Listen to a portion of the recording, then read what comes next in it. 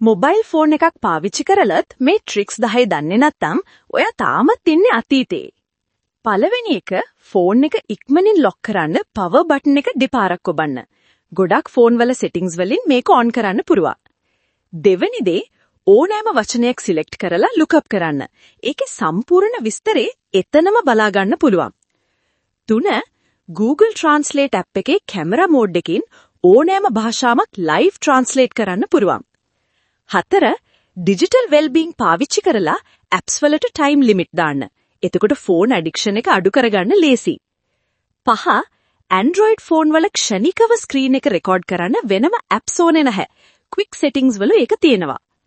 6 iPhone පාවිච්චි කරන අයට ෆෝන් එකේ පිටුපසට තට්ටු කරලා ඕනෑම ෂෝට්කට් එකක් ඔන් කරගන්න පුළුවන්.